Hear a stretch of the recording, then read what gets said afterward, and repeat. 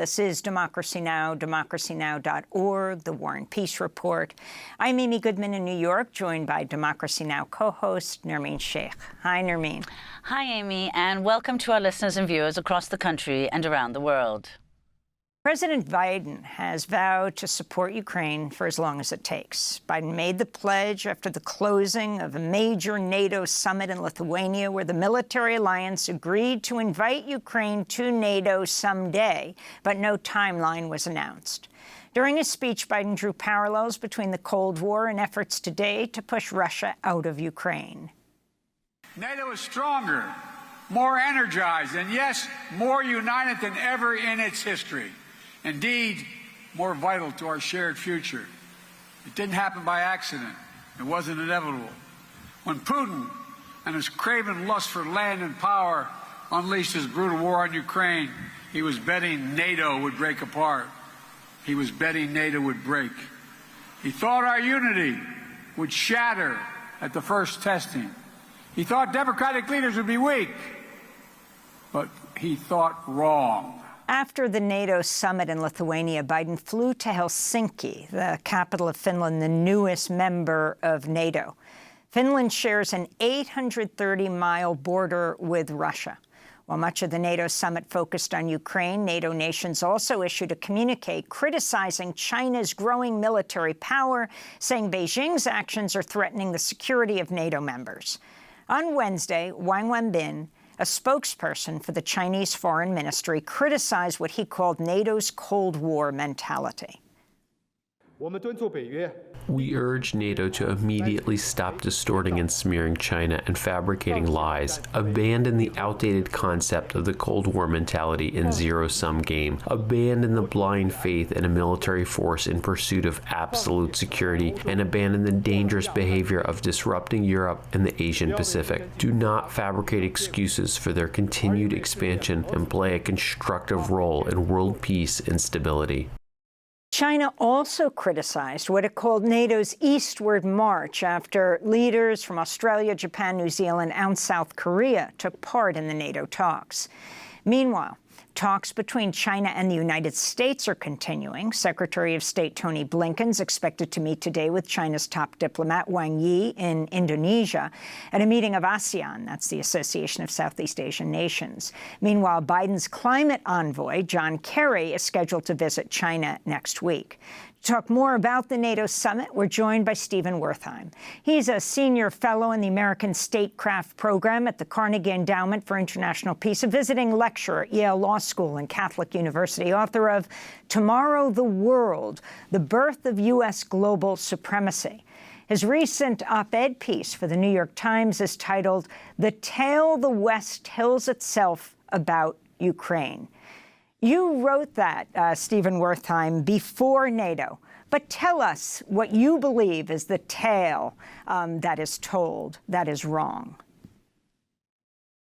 Well, the basic story, and it's not all wrong, that is predominant in Western capitals, is that Russia launched its war of aggression, its full-scale invasion of Ukraine in February of last year for reasons entirely internal to Russia. That is, Russia fears a democracy in Ukraine that's on its border, or Russia is imperialistic and covets Ukrainian territory.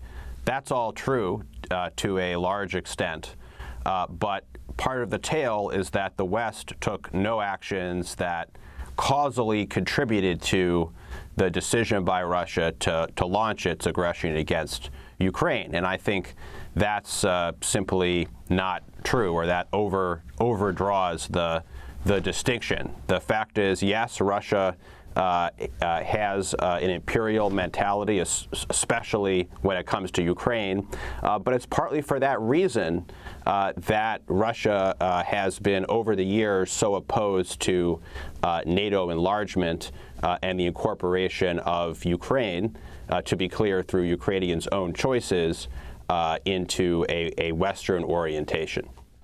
So, Stephen, if you could elaborate on that and talk not just about Ukraine, but other former Soviet states and other countries previously aligned with the then Soviet Union that have expressed an interest, as you say, in joining NATO and subsequently did, and how Russia responded then. Yeah, so this is a really complicated story, but there was a so-called Big Bang round of enlargement, the second major round after the Cold War that occurred in 2004. And at that time, 7 countries joined NATO, including the 3 Baltic republics that had been Soviet republics. That is not just parts of the former Warsaw Pact, but in fact constituent parts of the Soviet Union. At that time, Moscow did not react too harshly. It was a time when Vladimir Putin, a new president, was trying to cultivate positive relations with the West, and he thought that there was an opportunity to partner with Washington around the global war on terror, and he could use that to his advantage. But the real source of intense controversy came in 2008 when George W. Bush tried to get NATO allies to agree to give a membership action plan that is a concrete plan for Ukraine and Georgia to join NATO. And that's when this strange compromise was forged at the summit held in Bucharest in 2008, stating that Ukraine and Georgia will become members of NATO, but not giving them a plan or a timeline to actually do so. And I think that's, in many ways, the sort of proximate source of the tensions between NATO and Ukraine on the one hand and Russia on the other hand. Now, leading up to that summit, the guy who's the current CIA director, Bill Burns, he was then the ambassador to Russia, and he warned Condoleezza Rice, Secretary of State, that Ukraine joining NATO would constitute the brightest of all red lines for the Russian elite, not just Putin. Unfortunately, his advice wasn't heeded. So it's a reminder that many leading officials and analysts have understood over the years that flirting with the notion of Ukraine in particular or Georgia joining NATO would be something that would run a very real risk of causing Russia to take aggressive steps against those countries in a bid to prevent their alignment with NATO. Now, I have to say, looking at the history since then, Russia has reacted very badly. It has committed aggression against Ukraine, and I think it's backfired on Russia spectacularly. When Russia has meddled in Ukraine, Ukrainians have turned further west. But we have to appreciate this whole dynamic of this history in order to create a more stable and peaceful future coming out of this war when it ends, and it might be quite a while before it ends. And by erasing this history of the dynamic between Western actions and Russian actions, that can make us overlook factors that will cause problems in the future. Specifically, bringing Ukraine into NATO or trying to do that is something that could well cause Russia to reinvade Ukraine, or at least give it an excuse to do so after the current war ends. So Ukrainians and many others in the West think that bringing Ukraine into NATO is some kind of silver bullet solution. It's the strongest possible guarantee of security for Ukraine, but I fear that they may be incorrect about that. Well, Stephen, you mentioned the 2008 Bucharest summit, NATO summit, and you said in a tweet that this summit in Vilnius intended to deliver a, quote, Bucharest plus statement on Ukraine's future membership. But you write, I wonder if it has, in fact, produced Bucharest minus. So if you could explain what you mean by that, and whether what you advocate, namely that Ukraine should be armed and able to defend itself, but not be given NATO membership, isn't that effectively, even if not explicitly, what was agreed in Vilnius?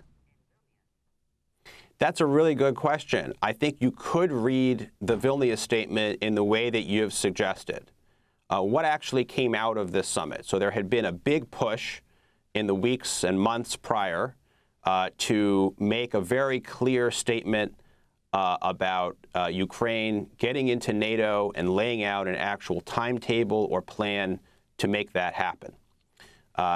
And that is not what happened. The allies, including the White House, tried to deliver Bucharest Plus. They tried to make it sound like Ukraine was coming closer to NATO membership than ever, and that this would be a very real likelihood after the war. And yet, in the process of doing so, they actually revealed that the alliance was split, and they came up with a formulation that's tautological. Basically, the alliance will be in a position to offer membership to Ukraine when allies agree and conditions are met. So that's pretty much true for any country. So in a way, by putting pressure on this question, they have revealed that there are very serious hesitations about bringing Ukraine into NATO, and no clear agreement on what conditions Ukraine would have to meet. And the White House itself, I think, seems to be putting forward two contradictory logics on this score. On the one hand, President Biden says very clearly, and I think he absolutely means this, that the United States absolutely should not go to war with Russia over Ukraine. And that would imply not doing so not only now, but also in the future. On the other hand, a pledge of NATO membership would be something that, if deterrence fails, would presumably bring the United States into a direct war with Russia. And he's also sort of entertaining the idea that Ukraine just has to meet certain standards, democratic standards, in order to join. So which is it? That hasn't been resolved. It's been punted toward the future. So this drama will go on. But what we did see, to your point, actually come out of the summit was a remarkable statement by the G7 countries promising long-term economic and security assistance to Ukraine. And we can expect that other countries will join this framework, and it's part of creating what you might call either armed neutrality or an Israel model for Ukraine, by which Ukraine can defend itself and it will be well armed and well supported outside of the NATO framework by its international partners. That is the model that actually moved forward in this summit. Finally, Stephen Wertheim, if you can comment on China. All the attention is on Ukraine, but in fact, that isn't what was actually happening at NATO. There was a lot of sidelining and going after China, and China struck back, calling NATO's eastward march, warning about it, talking about a new Cold War. Now you have Blinken in Jakarta meeting with top diplomat of China, and you have John Kerry going to China. Can you talk about the significance of what's coming out of this?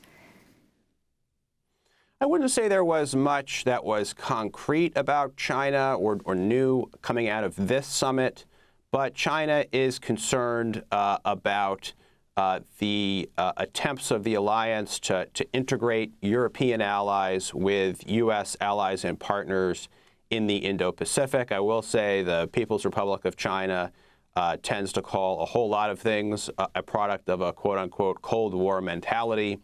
At this point, I think, that kind of mentality, or a mentality of intense, durable strategic competition, is pretty well entrenched in Western capitals, as well as in Moscow and in Beijing. But I think one thing that the NATO alliance should think very carefully about is, first of all, exactly where it's going with respect to actions in the Indo-Pacific. The United States has chosen under President Biden not to take actions that would encourage a more balanced military relationship between the transatlantic allies, and thus would allow the United States to shift its focus on deterrence in the Asia-Pacific. Instead, it is trying to be the leading provider of security in Europe and Asia simultaneously, and hope that its allies and partners in each region support the goals of one another. We're going to have to leave it there. So, Stephen Wertheim, we want to thank you so much for being with us, Senior Fellow in the American Statecraft Program at Carnegie Endowment for International Peace, author of Tomorrow, the World, The Birth of U.S. Global Supremacy. And we'll link to your New York Times op-ed, The Tale the West Tells Itself About Ukraine.